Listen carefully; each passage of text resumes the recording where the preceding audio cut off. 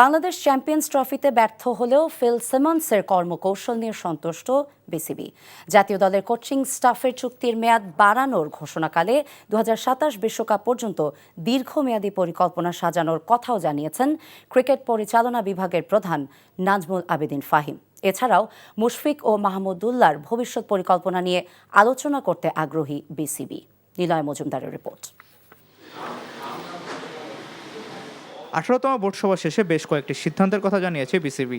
বিশ্বমানের fielding coach নিয়োগ দিতে চায় বোর্ড। এছাড়াও স্পিন কোচ মুশতাক আহমেদের সঙ্গে চুক্তি নবায়ন করার পাশাপাশি প্রধান কোচ ফিল সিমন্স ও সহকারী কোচ মোহাম্মদ সালাউদ্দিনের কাজে সন্তুষ্টির কথা জানিয়েছেন ক্রিকেট পরিচালনা বিভাগের প্রধান নাজমুল আবেদিন ফাহিম। 2027 বিশ্বকাপকে সামনে রেখে দীর্ঘমেয়াদী পরিকল্পনা পথে হাঁটতে চায় বিসিবি।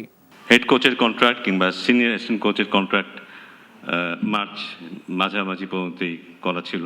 সেখানেও আমরা স্যাটিসফাইড যারা আমাদের সাথে এই মুহূর্তে আছে, তো তাদের সাথে আমরা আবার যোগাযোগ করব এবং এর বাইরেও যদি তাদের সাথে যোগাযোগ করে যদি তাদের সাথে আমরা একটা সে ধরনের আন্ডারস্ট্যান্ডিং আসতে না পারি, সেক্ষেত্রে হয়তো আমাদের বাইরে চিন্তা করতে হবে। বাট আমি আশা করছি যে যারা আমাদের সাথে ছিলেন তাদের সাথে আমরা একটা সন্তোষজনক আলাপ আলোচনার মধ্যে একটা সমাধান খুঁজে পাবো।